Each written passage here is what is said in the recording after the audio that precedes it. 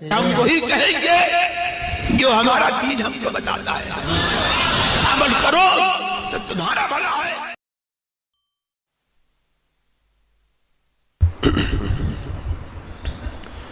الحمد لله رب العالمين والصلاة والسلام على سيد الأنبياء والمرسلين أما بعد أعوذ بالله من الشيطان الرجيم بسم الله الرحمن الرحيم إن الله وملائكته يصلون على النبي يا أيها الذين آمنوا صلوا عليه وسلموا تسليما اللهم صل على سيدنا وشفينا وحبيبنا ومولانا محمد وبارك وسلم صلاة وسلام عليك يا رسول الله صلى الله تعالى عليك وسلم۔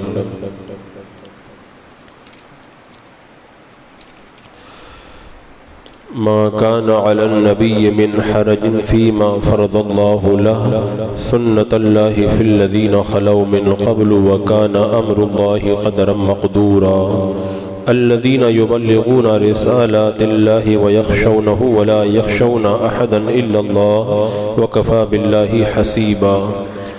نبی پر کوئی حرج نہیں اس بات میں جو اللہ نے اس کے لیے مقرر فرمائی، اللہ کا دستور چلا آ رہا ہے ان میں جو پہلے گزر چکے، اور اللہ کا کام مقرر تقدیر ہے، اور وہ جو اللہ کے پیغام پہنچاتے اور اس سے ڈرتے اور اللہ کے سوا کسی کا خوف نہ کرتے، اور اللہ بس ہے حساب لینے والا۔ اس سے پہلے آپ حضرات نے آیات کریمہ میں یہ ذکر سنا کہ حضرت زید بن حارثہ اور حضرت زینب رضی اللہ تعالی عنہما کا نکاح ہوا، اور پھر اس کے بعد میں طلاق ہوئی، اور حضرت زینب کو طلاق جب ہو چکی تو پھر میرے آقا صلی اللہ تعالی علیہ وسلم نے حضرت زینب سے نکاح فرمایا۔ اس نکاح میں کیا کیا حکمت تھی اور کیا کیا اعتراضات ہوئے، کیسے ان کا منہ بند کیا گیا، ان کا ذکر پچھلے دروس میں ہو گیا۔ تو یہاں پر یہ ذکر کیا گیا کہ نبی کے لیے کوئی حرج نہیں ہے، یعنی اللہ اپنے نبی کے لیے تنگی نہیں رکھتا فیما فرض اللہ علیہ، ان امور میں جو اللہ نے آپ کے لیے مقسوم رکھا ہے، یعنی حضرت زینب سے نکاح کا جو معاملہ ہے اللہ تبارک و تعالیٰ نے اپنے حبیب کے لیے اس میں کوئی تنگی نہیں رکھی۔ اللہ نے اپنے حبیب کے لیے حضرت زینب سے نکاح کو مقدر فرما دیا تھا، یہ رب کا فیصلہ تھا، یہ رب کا فیصلہ تھا۔ اس سے معلوم ہوتا ہے کہ اللہ تعالیٰ نے نکاح کے معاملے میں انبیاء کرام پر کوئی تنگی نہیں رکھی ہے، ان پر بڑی وسعت رکھی ہے، اور اللہ تبارک و تعالیٰ نے یہ بھی بتا دیا کہ یہ پہلے سے دستور ہے۔ یہ جیسا کہ آپ دیکھیں حضرت داؤد علیہ السلام نے 100 بیویاں کی اور 300 لونڈیاں تھیں آپ کی، اور حضرت داؤد علیہ السلام کے شہزادے حضرت سلیمان علیہ السلام کی بھی 300 بیویاں تھیں اور 700 لونڈیاں تھیں۔ اور یہ اللہ اپنے محبوبین پر وسعتیں فرماتا ہے۔ اللہ کے رسول علیہ السلام نے فرمایا کہ دنیا میں سے صرف 3 چیزوں کی محبت میرے دل میں ڈالی گئی ہے، خوشبو، عورتیں، اور میری آنکھوں کی ٹھنڈک نماز میں ہے۔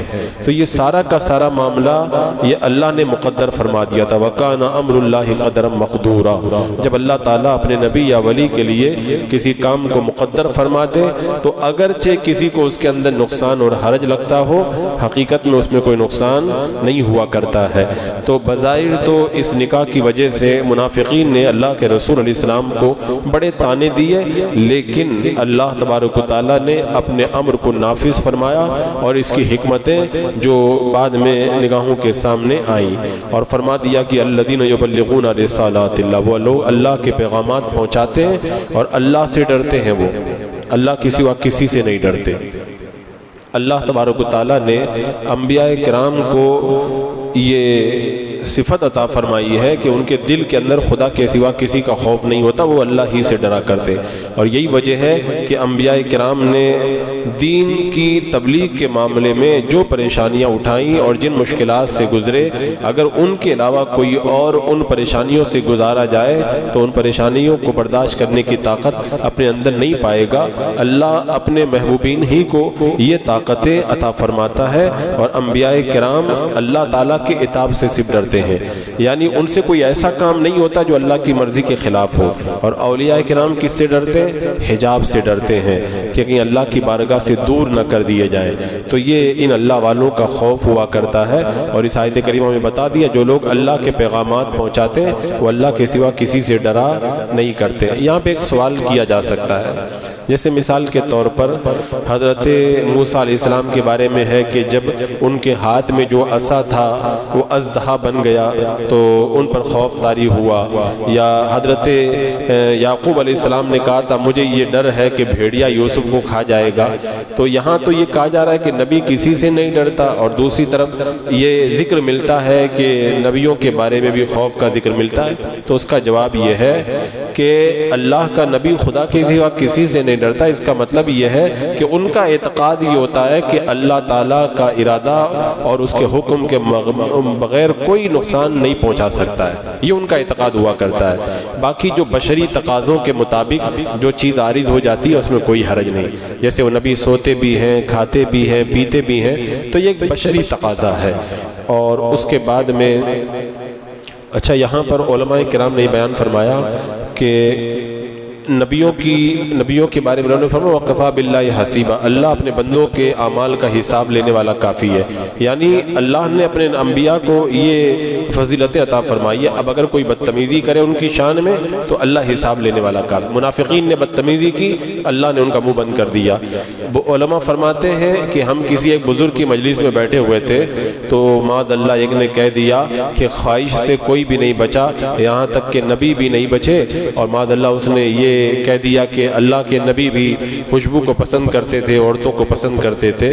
جب یہ بات کہی معاذ اللہ اس نے یہ زبان سے بات نکالی تو علماء نے فرمایا تو سمجھ ہی نہیں پایا اللہ کے رسول کیا فرما رہے ہیں، مجھے محبوب کر دی گئی ہیں، یعنی میرے دل میں ان کی محبت ڈال دی گئی ہے۔ یہ نہیں فرمایا میں ان سے محبت کر رہا ہوں، میری طرف سے نہیں ہے، یہ خدا کی طرف سے میرے دل کے اندر محبت ڈال دی گئی ہے۔ تو بزرگ فرماتے ہیں اس گستاخی کو سن کر کے بڑی تکلیف ہوئی، مجھے نیند آ گئی، سویا تو خواب میں اللہ کے رسول علیہ السلام تشریف لائے اور میں غم زدہ تھا۔ اللہ کے رسول نے فرمایا غم مت کر، اس کا کام تمام ہو گیا ہے۔ صبح کو اٹھے تو پتہ چلا کہ اس کو قتل کر دیا گیا ہے۔ تو جو نبیوں کی شان میں بدتمیزی کرتا ہے اللہ تبارک و تعالیٰ خود ان سے بدلہ لیتا ہے۔ حضرت زکریا علیہ السلام کے دولت قدے پر آپ کے مکان پر ایک جماعت حاضر ہوئی تو گھر میں خوبصورت عورت موجود تھی، اس کا حسن و جمال اتنا تھا کہ پورا گھر روشن تھا۔ تو لوگوں نے پوچھا کہ اس کی اہلیہ ہے، بتایا گیا کہ حضرت زکریا علیہ السلام کی بیوی ہے۔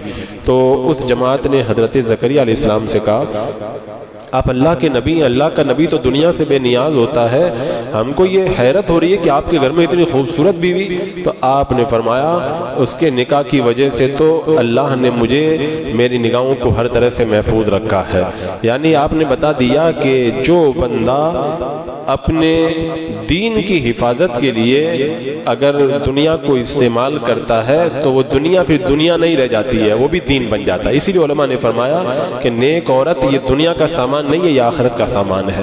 تو اللہ کا نبی، اللہ کا ولی اس طرح کے جو کام کرتا ہے جو بظاہر لگتے ہیں کہ دنیا داری ہے، اور دنیا داری نہیں ہوتی، حقیقت کے اندر وہ بھی دینداری ہوا کرتی ہے۔ اس کے بعد میں رب نے فرمایا ما کان محمد ابا احد من رجالکم، یعنی ارشاد فرمایا کہ محمد تمہارے مردوں میں سے کسی کے باپ نہیں ہے، محمد تمہارے مردوں میں سے کسی کے باپ نہیں ہے۔ یہ محمود کا مطلب ہوتا ہے جس کی تعریف کی جائے، اور محمد وہ ہوتا ہے جس کی بہت زیادہ تعریف کی جائے۔ شیخ زکریا فرماتے ہیں کہ لفظ محمد یہ محمود کا مبالغہ ہے صلی اللہ تعالی علیہ وسلم، یعنی یہ نام آپ کے دادا عبد المطلب نے آپ کے لیے منتخب کیا تھا، اور یہ اللہ کی طرف سے حضرت عبد المطلب کے یہ نام دل میں یہ نام ڈال دیا گیا تھا۔ اور عربوں کے دستور کے مطابق جب 7ویں دن میرے آقا علیہ السلام کا نام محمد صلی اللہ تعالیٰ علیہ وسلم رکھا گیا تو لوگوں نے عبد المطلب سے کہا تھا آپ نے اپنے پوتے کا نام محمد کیوں رکھا، حالانکہ آپ کے باپ دادا میں تو کوئی یہ نام نہیں ملتا ہے۔ انہوں نے کہا میں نے یہ نام اس امید پر رکھا ہے کہ اس کا آسمانوں اور زمینوں کے اندر اس کا نام ہوگا اور اس کی تعریف کی جائے گی۔ چنانچہ حضرت عبد المطلب کی آرزو پوری ہوئی اور ساری کائنات کے اندر میرے آقا صلی اللہ تعالیٰ علیہ وسلم کی تعریف ہو رہی ہے۔ اگر کچھ بدبخت دشمنی اور عداوت کی وجہ سے اگر وہ بدتمیزی کرے تو اس سے شان اقدس کے اندر کوئی فرق نہیں پڑتا ہے۔ اللہ تبارک و تعالیٰ کے 1000 صفاتی نام ہیں، ایسے ہی میرے آقا صلی اللہ علیہ وسلم کے بھی 1000 صفاتی اسماء ہیں۔ اللہ نے اپنے حبیب کو یہ فضیلتیں عطا فرمائی ہیں۔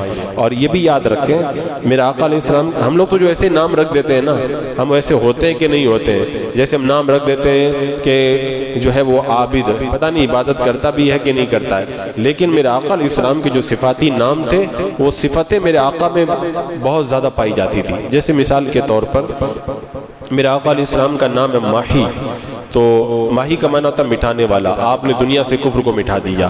آپ کا ایک نام ہے حاشر، حاشر کہتے ہیں جس کے قدموں پر حشر ہو، یعنی حشر یعنی اللہ کے رسول علیہ السلام کے قدم مبارک کے اندر قیامت کے دن حشر قائم ہوگا، لوگ اٹھائے جائیں گے۔ اور عاقب یعنی ہر وہ ذات جو دوسرے انبیاء کے بعد مبعوث ہو۔ آپ کے نام جو ہے نا، ان ناموں کا جو معنی آپ دیکھیں گے وہ صفت آپ کے اندر بدرجہ اتم پائی جاتی۔ امام نیشاپوری رحمۃ اللہ تعالیٰ علیہ فرماتے ہیں اللہ کے رسول علیہ السلام کا نام نامی محمد صلی اللہ علیہ وسلم، اس کے اندر 4 حروف ہیں، تو اس میں اس بات کی طرف اشارہ ہے کہ آپ ظاہراً اور باطناً ذات حق کے موافق ہیں۔ یہاں تک کہ آپ دیکھیں آپ کے نام پاک میں بھی 4 حرف ہیں، اللہ تبارک و تعالیٰ کے نام میں بھی 4 حرف ہیں۔ ایسے ہی لا الہ الا اللہ کے حروف بھی 12 ہیں اور محمد رسول اللہ کے حروف بھی 12 ہیں۔ تو علماء کرام نے سرکار کے نام کے اندر بھی بڑے نکات بیان کیے ہیں۔ حضور اکرم صلی اللہ علیہ وسلم نے فرمایا جس نے اپنا نام میری محبت اور میرے نام سے برکت حاصل کرنے کے لیے میرے نام پر محمد رکھا تو وہ اور اس کا بیٹا دونوں جنت میں جائیں گے۔ فرمایا جس کی عورت حاملہ ہو اور وہ نیت کر لے اس بچے کا نام محمد رکھوں گا تو اللہ تعالیٰ اسے لڑکا ہی عطا فرمائے گا۔ اور فرمایا جس کی اولاد پیدا ہو کر کے مر جاتی ہے وہ اللہ تعالیٰ کے ساتھ وعدہ کر لے کہ اب کی بار جو لڑکا پیدا ہوگا اس کا نام محمد رکھوں گا تو اللہ تعالیٰ اس لڑکے کو عمر دراز عطا فرمائے گا۔ اور فرمایا جس کھانے میں محمد نامی آدمی شامل ہو جائے اس کھانے میں برکت ہوتی ہے، اور جس کام کے اندر اس نام کا بندہ شامل ہو جائے تو اس کام میں برکت ہوا کرتی ہے۔ اتنی برکتیں ہیں اس نام پاک کی۔ ایاز کے بیٹے کا نام تھا محمد، تو محمود غزنوی کے یہاں وہ ملازمت کرتے تھے۔ ایک دن محمود غزنوی استنجا کر کے باہر آئے تو بلایا کہ ایاز کے بیٹے پانی لے کر کے آؤ۔ ایاز نے سنا تو بڑی فکر ہوئی۔ جب بادشاہ فارغ ہو گئے تو بادشاہ کے پاس پہنچے اور جانے کے بعد میں کہا کہ آج مجھے بڑی فکر ہے۔ کہا کیا فکر ہے؟ کہا آپ لگتا ہے میرے بیٹے سے یا مجھ سے ناراض ہیں، روزانہ آپ میرے بیٹے کا نام لے کے بلاتے ہیں، آج آپ نے نام لے کر کے نہیں بلایا، ایاز کا بیٹا کہہ کے بلایا۔ تو سلطان محمود نے کہا کہ میں ناراض نہیں ہوں، تمہارے بیٹے کا نام محمد ہے، میں بے وضو تھا اس لیے میں نے تمہارے بیٹے کا نام لینا گوارا نہیں کیا۔ یعنی اس زمانے کے جو بادشاہ تھے نا وہ بھی سرکار کے نام کا ادب کرتے تھے۔ آج ہندوستان میں کروڑوں کی تعداد میں مسلمان ہو کر کے کچھ نہیں کر سکتے، مارے جاتے ہیں، کاٹے جاتے ہیں۔ سلطان محمود غزنوی سرکار سے پیار کرتے تھے تو یہاں پہ ہندوستان کے رہنے والے نہیں افغانستان سے آتے تھے، اور ہندوستان میں جب قدم رکھتے تھے یہاں کے کفار کانپتے تھے، آتے تھے اور فتح کر کے واپس غزنی چلے جاتے تھے۔ ایک بار آئے فتح کر کے چلے گئے، 2 بار آئے، 3 بار آئے، 17 مرتبہ ہندوستان پہ انہوں نے حملہ کیا، کبھی آپ کو شکست نہیں ہوئی۔ 16ویں مرتبہ جب آئے ہندوستان کی سرزمین پر سومنات کو فتح کیا اور ان کی جتنی بھی سونے چاندی کی مورتیاں تھی سب کو کاٹا اور یہاں پہ کفر کا نشان مٹا کر کے رکھ دیا، کفر کا نشان مٹا کر کے رکھ دیا۔ تو یہ سب برکتیں تھی سرکار صلی اللہ علیہ وسلم سے محبت کا۔ ہمارے دل میں آج وہ محبت کا جذبہ نہیں تو ہم مارے کاٹے جاتے ہیں۔ آج ہمارے دل میں بھی وہی جذبہ ہو جائے نا تو کفر ہم سے بھی لرزہ بر اندام ہوگا۔ اور سلطان محمود غزنوی رحمۃ اللہ تعالی تعالیٰ علیہ نے جو 17 حملے یہاں پر کیے، کوئی ان کا تو کچھ نہیں بگاڑ سکا، لیکن اب اپنی دشمنی نکالنے کے لیے یہ کیا کچھ کر رہے ہیں آپ کو معلوم ہی ہے۔ ابھی پچھلے دنوں گجرات کے اس علاقے کے اندر سومناتھ کے پاس میں بزرگ کا مزار اور سینکڑوں مزارات پہ بلڈوزر چلا دیا۔ یعنی یہ وہ بزرگ تھے جنہوں نے سلطان محمود غزنوی کو خط لکھ کر کے بلایا تھا کہ سومناتھ پہ حملہ کرو، تو آج ان سب ابھی پچھلے مہینے میں ان سارے بزرگوں کے مزارات کو توڑ دیا اور ان پہ بلڈوزر چلا دیا۔ سلطان کا مقابلہ کرنے کی تو طاقت نہیں تھی۔ کہتے ہیں نا جب بندہ کہ بے بس ہو جاتا ہے، کچھ نہیں کر پاتا تو نام لکھ لکھ کر کے مٹاتا ہے، اسی طرح اپنے جو ہے وہ غصے کی آگ کو ٹھنڈی کرتا ہے۔ وہی کام یہ لوگ بھی کر رہے ہیں۔ بہرحال یہ میرے آقا علیہ السلام کے نام پاک کی برکت ہے۔ ایک روایت میں آتا بنی اسرائیل کا ایک بندہ 100 سالہ گنہگار تھا، قوم نے اسے گندگی میں ڈالا، اللہ نے فرمایا کہ وہ میرا محبوب بندہ ہے، اسے اچھی طرح دفن کرو۔ جب حضرت موسیٰ علیہ السلام نے رب کی بارگاہ میں پوچھا تو رب نے فرمایا تھا تو وہ گنہگار، لیکن میرے محبوب کا نام دیکھ کر کے آنکھوں سے لگا لیتا تھا، اس لیے میں نے اس کے سارے گناہوں کو معاف کر دیا۔ تو یہ نام پاک کی برکتیں ہیں۔ یہ آیت کریمہ کب نازل ہوئی؟ کہ محمد صلی اللہ تعالیٰ علیہ وسلم تمہارے مردوں میں سے کسی کے باپ نہیں ہے۔ جب اللہ کے رسول علیہ السلام نے حضرت زینب سے عدت پوری ہونے کے بعد نکاح کیا تو منافقین نے شور مچایا، بہو سے نکاح حرام ہے، بہو سے نکاح حرام ہے۔ انہوں نے اپنی بہو سے نکاح کر لیا، تو اللہ کے رسول علیہ السلام کے اوپر جب انہوں نے اعتراض کیا تب اللہ تبارک و تعالیٰ نے یہ آیت کریمہ نازل فرما کے بتا دیا کہ محمد صلی اللہ تعالیٰ علیہ وسلم تمہارے مردوں میں سے کسی کے باپ ہیں ہی نہیں، مردوں میں سے کسی کے باپ ہیں نہیں۔ اب یہاں پر کوئی یہ سوال کر سکتا ہے کہ سرکار کے تو بیٹے تھے حضرت قاسم، حضرت ابراہیم اور حضرت طاہر، تو آپ کے بارے میں یہ کیوں کہا گیا کہ آپ کسی مردوں میں سے کسی کے باپ نہیں ہیں؟ اس کا جواب یہ ہے کہ رجل، مرد کس کو کہتے ہیں؟ جو بالغ ہو جائے، اور میرے آقا علیہ السلام کے جو شہزادے ہیں یہ سب کے سب بالغ ہونے سے پہلے ہی انتقال کر گئے تھے، تو اللہ کے رسول علیہ السلام مردوں میں سے کسی کے باپ نہیں ہیں۔ اور حضرت امام حسن اور حسین کو جو سرکار کا بیٹا کہا جاتا ہے، یہ آپ کے حقیقی بیٹے نہیں بلکہ مجازن آپ کا بیٹا کہا جاتا ہے، یہ نواسے ہیں اللہ کے رسول علیہ السلام کے۔ اور اللہ تبارک و تعالیٰ کو پہلے سے معلوم تھا کہ میرے محبوب کی جو نرینہ اولاد ہے اس کا سلسلہ نہیں چلے گا، بلکہ آپ کی بیٹی حضرت فاطمہ سے آپ کا سلسلہ چلے گا۔ اس لیے رب نے پہلے ہی بتا دیا کہ میرا محبوب تم میں سے مردوں میں سے کسی کے باپ نہیں ہے۔ میرا آقا علیہ السلام کے شہزادے حضرت قاسم ہیں، اسی لیے اللہ کے رسول علیہ السلام کو ابو القاسم کہتے ہیں۔ یہ پہلے پیدا ہوئے تھے، 2 سال کے بعد بعثت سے پہلے مکہ میں ان کا انتقال ہو گیا تھا۔ عبداللہ ہے میرے آقا علیہ السلام کے بیٹے، ان کو طیب و طاہر بھی کہتے ہیں۔ یہ بعثت کے بعد رضا کے دور میں یعنی دودھ پی لینے کے دور میں مکہ معظمہ میں انتقال کر گئے تھے۔ یہ دونوں حضرت خدیجہ کی شکم سے پیدا ہوئے تھے، اور ایک بیٹے حضرت ابراہیم ہے، یا آپ کی بیوی حضرت ماریہ قبطیہ سے پیدا ہوئے تھے، اور اللہ کے رسول علیہ السلام نے 7ویں دن ان کا عقیقہ کیا تھا، 2 دمبے ذبح کیے تھے، سر منڈایا، بالوں کے برابر چاندی غریبوں میں صدقہ کی، ان کے بالوں کو دفن کیا۔ حضرت ابراہیم جب 18 ماہ کے ہو گئے تب آپ کا انتقال ہو گیا، اور جنت البقیع میں آپ کو دفن کیا گیا۔ اللہ کے رسول علیہ السلام ان کی قبر کے کنارے بیٹھے، قبر پر پانی چھڑکا اور قبر پر نشان لگایا اور تلقین کی، اے بیٹے کہو اللہ میرا رب ہے اور رسول اللہ میرے والد اور اسلام میرا دین ہے۔ تو میرے آقا علیہ السلام کے بیٹے تو تھے، لیکن فرمایا مردوں میں سے کسی کے باپ نہیں۔ کیوں؟ اس لیے کہ آپ کا کوئی بیٹا بالغ نہیں ہوا، اس سے پہلے ہی ان کا انتقال ہو گیا۔ تو اس آیت کریمہ میں جو فرمایا گیا کہ مردوں میں سے تمہارے، اچھا ایک نقطہ یہاں پہ علماء نے یہ بھی بیان فرمایا، اللہ تبارک و تعالیٰ نے اپنے نبی کو ہمارا باپ اس لیے نہیں کہا، وہ تو ہمارے باپ، سرکار علیہ السلام کی ازواج مطہرات ہماری مائیں ہیں، لیکن سرکار کو باپ اس لیے نہیں کہا گیا، حالانکہ وہ باپ بھی ہیں، اور باپ ان پر قربان کیے جائیں ایسا عالی مرتبہ اللہ نے ان کو عطا فرمایا، ہمارے باپ سے بھی بڑھ کر کے ان کی شان ہے۔ لیکن باپ نہ کہنے کی ایک حکمت علماء نے یہ بیان فرمائی ہے کہ آپ کی ازواج مطہرات سے نکاح کرنا امت پر حرام ہے، ایسی امت کی بیٹیوں کا آپ کے ساتھ نکاح ناجائز ہو جاتا کہ اگر آپ کو باپ کہہ دیا جاتا، اس لیے باپ نہیں کہا گیا، اس لیے آپ کو باپ نہیں کہا گیا۔ اور علماء فرماتے ہیں اللہ کے رسول علیہ السلام اپنی امت پر باپ سے بھی زیادہ مہربان ہے۔ اللہ کے رسول علیہ السلام کو امت کا باپ نہ کہنے میں بھی ایک راز ہے، قیامت کے دن اللہ نے کیا فرمایا؟ یوم یفر المرء من اخیہ و امی و ابی و صاحبتی و بنی، یعنی قیامت کے دن کیا ہوگا؟ آدمی بھاگے گا اپنے بھائی سے، ماں سے، باپ سے، بیوی سے، بیٹے سے، سب ایک دوسرے سے بھاگ رہے ہوں گے۔ میرے آقا علیہ السلام کو باپ نہیں کہا گیا، میرے آقا علیہ السلام اپنی امت کو چھوڑیں گے نہیں، جب سب منع کر دیں گے تو قیامت کے دن بھی میرے آقا کہیں گے اللہ میری امت کمزور ہے، عاجز ہے، عذاب کی طاقت نہیں رکھتی، ان پر رحم فرما اور انہیں بخش دے، ان کے بدلے میں اے اللہ تو ان کے ساتھ میں اچھا معاملہ فرما۔ تو اللہ کے رسول علیہ السلام اس دن ہمارے لیے بخشش کا سامان کریں گے۔ علماء فرماتے ہیں اسی لیے بھی آپ کو باپ نہیں کہا گیا۔ بہرحال یہ سب نکات بعد الوقوع ہیں۔ میرے آقا صلی اللہ تعالیٰ علیہ وسلم کے بارے میں جو یہاں پر یہ فرمایا گیا کہ محمد صلی اللہ تعالیٰ علیہ وسلم تمہارے مردوں میں سے کسی کے باپ نہیں ہے، اس کے بعد میں فرمایا لیکن وہ کیا ہے؟ آخری نبی ہیں۔ یہ بھی ایک بڑا تفصیل عنوان ہے اس آیت کریمہ کا، انشاءاللہ اس کے اوپر آگے گفتگو ہوگی۔ بسم اللہ الرحمن الرحیم۔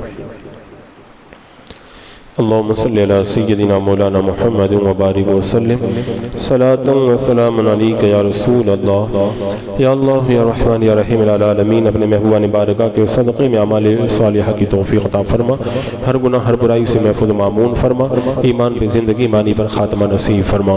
ربنا تقبل منا انک انت السمیع العلیم وتب علینا انک انت التواب الرحیم۔ ان اللہ وملائکتہ یصلون علی النبی یا ایھا الذین آمنوا صلوا علیہ وسلموا تسلیما۔ اللہم صلی علی سیدنا وشفیعنا وحبیبنا مولانا محمد وبارک وسلم، صلاۃ و سلام علیک یا رسول اللہ۔ سبحان ربک رب العزۃ عما یصفون وسلام علی المرسلین والحمد